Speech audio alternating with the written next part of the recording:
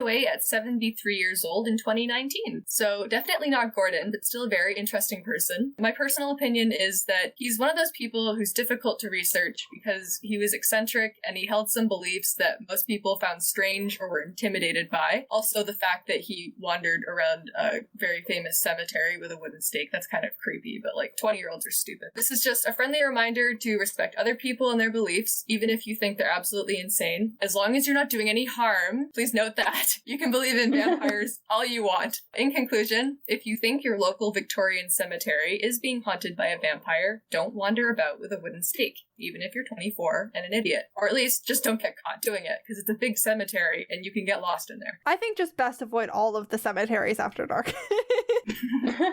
I say this as someone who can see a cemetery from my front window, like... Oh no. I live on a corner, and then, like, on the opposite, like, diagonal of the corner is a cemetery. Oh no. Mm-mm. I used to live next to a funeral home, but you did. It's not as cool as a cemetery. I have a few things more about vampires and vampirism and queer coding that I didn't know where to put it, so I threw it into the mythology section.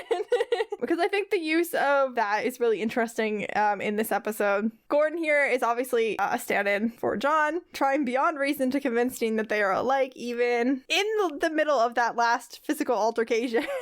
And he's only known Dean for all of a day, just still desperate to get Dean to accept that he and Gordon are alike, and Sam is the one who's different. Feels very much like, even though Sam and John are so alike, when it comes to hunting, Dean and John are more alike. And while the show has been exploring this what makes a monster theme for most of the previous season, it's this case with these vampires that brings Dean's sense of morality and faith in what their dad has taught them to this breaking point. I read through a bit of this really interesting thesis. Ironically, it's from Bridgewater State University student William Tringali from 2016. It's over 50 pages because it is a thesis, so it was not a full read on my part, but the paper's titled Not Just Dead, But Gay, Queerness and the Vampire. You can find it online. It's really great. I will put the link for that in the episode description as well, because it is a good read. But I just think there's something really interesting with vampires being used in this episode that is trying to make such a statement on Dean's relationship with his deceased father, when his father, like the main part of the reason why Dean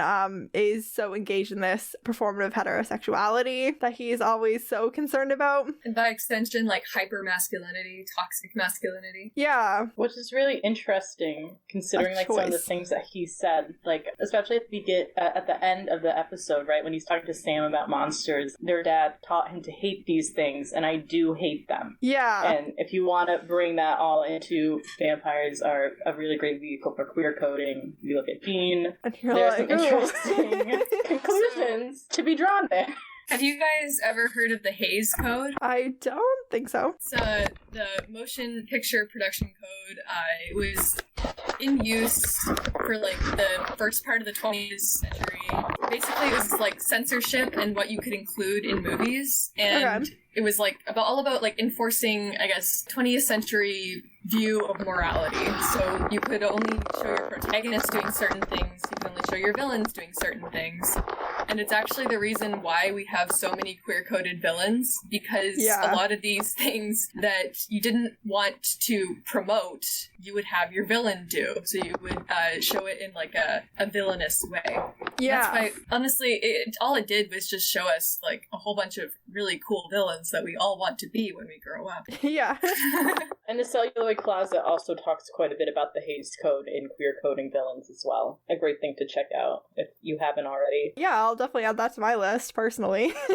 I guess from there we're going on to low light and highlight. So I'm going to ask all my guests for their least favorite part of the episode and their favorite part of the episode. And we're going to start with Jenn. Highlight, I'm going to say the cold open. I was counting. They really got, in this 2-minute or less scene, pretty much every iconic horror trope like squeezed into one. So that was pretty impressive. The low light is, I'm still fixated on that line that Dean says to Sam, where it's remind me to beat the buzzkill out of you later. And I think that's just so emblematic of part of their relationship almost crumbling in this way, and it kind of deteriorates through season 2. It's really hurtful, and I don't like it. Yeah, and then he punches Sam in the face later. Yeah, I don't know why the words hurt me more, because it's like, it almost is like he's trying to impress Gordon, and it sounds like it could almost be sort of in vain with stupid jokes and joking comments they would say, but like, it's just so not. Yeah, the words came from a very like casual joking place, which is awful, and like the punch came from like, I guess, an angrier place. So it's easier to understand the punch than it is the words. Yeah, like he's joking about beating Sam into like the behavior that he thinks Sam should be displaying, like way too casually. I don't like it. Yeah. I don't like it. Like neither the punch nor the words are good. And like, Gordon both of them are responds bad. really positively to that joke too. Like, yeah. I agree. That's not good. Yes, stuff like this is worse when you have someone who's egging you on. Vale, did you have something for highlight and lowlight? So probably the lowlight was just the one thing that Dean says, where he's like, "They're all the same. We gotta kill all of them." While he and Sam are out in the parking lot having their argument, just because it felt like weirdly out of character. Maybe it was just Jensen's acting and it didn't jive with the image he already had of Dean or whatever. But I don't know, every time I watch that, it's so off-putting because I'm like, would he say it like that? Like, would he say it with such conviction? I don't know. And then my highlight was probably where he punches Gordon once more for good measure. It's very cathartic.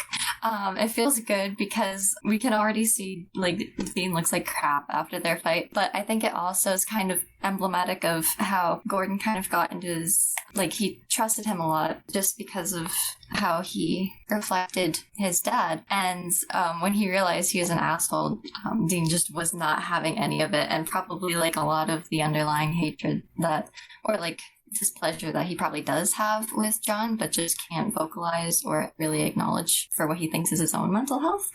Probably all that got channeled into the punch, so probably even more cathartic, I would imagine. Just an all-around good, well-placed punch. It's cathartic for us, too. Yeah. Meredith, highlight and lowlight this week? Highlight and lowlight. In a weird way, my highlight is just, I guess, Gordon's presence and just the character development he kicks off, but also just Sterling K. Brown's performance. It was fun to watch. He's a terrible character, but I enjoy watching him. Fair enough. Lowlight, I guess just the way Dean was acting towards Sam, it kind of hurt to watch. Yeah, it is a little rough that Dean is like so willing to like listen to Gordon, who he just met, and not to Sam. Yeah. If they were perfect characters, the show would be boring. Yeah. But I guess since we're very emotionally invested in their decisions. My lowlight is that even though Dean's willing to admit now how flawed John was, he's still looking to replace that in his life, and Sam is still holding John on a pedestal for the time being. That's how Sam's grieving, and it's a lot for me. I've also been thinking more about this. We've mentioned a few times about Dean always putting John on that pedestal because he needed to be obedient to John to keep Sam safe, but like to morally be okay with just following John's orders meant that he had to believe that John was perfect. And I think that Sam needs that right now too. Sam didn't kill Azazel twice, and the second time it was because he outright disobeyed John's direct orders. And John said to him in episode 1 of this season, if you had just done what you were supposed to do, Dean would be fine. They don't really know that John sold his soul, but Dean miraculously recovering and then John dying is a big coincidence. And I feel like Sam and Dean both suspect what happened. And I feel like Sam is generally very morally oriented, but I feel like because, I think he does feel some responsibility for John's death, so he needs to build John up as this good person and also resolve their unresolved issues. But Sam is in this episode still very like morally oriented in like the nuances of what's right and wrong. For now, anyways. Yeah. And my highlight is Sam getting clipped in that with the phone. It's really becoming more and more rare in the age of cell phones, but it makes such a satisfying noise. It really did. Like, a cell phone doesn't make that noise if you hit someone in the head with one, but like a good, like, physical weighty phone. Yeah. It makes that, like, clanging off the hook sound very good. It was so colorful, too, in that shot. The next section is called CPS, which is times when adults should be calling CPS, usually on John and the young Winchesters. I thought that I had nothing for this, but then I remembered that Dean told us a story in this episode about 12-year-old Sam sitting in a car alone while 16-year-old Dean and John dragged the monster that Dean just shot out into the woods to bury and burn the body. Does this also imply that monster was, like, in the back seat? Probably Sam was in the back seat with the dead body.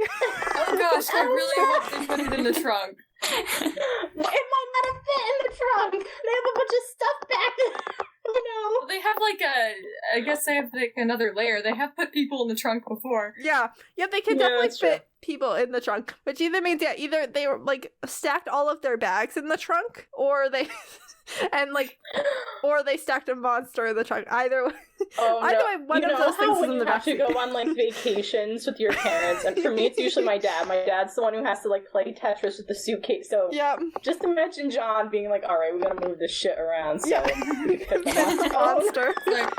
Sam, we're gonna spend 20 minutes restacking. Either way, neither of the kids should be there. No. I also just feel bad that Sam had to sit back there probably for multiple hours in a dark forest. Yeah, he's just in the forest, probably on the side of the road where anybody could have come by and done anything to him. I'm sure it's 12-year-old Sam Winchester. I'm sure by 12 Sam was definitely a scrappy kid.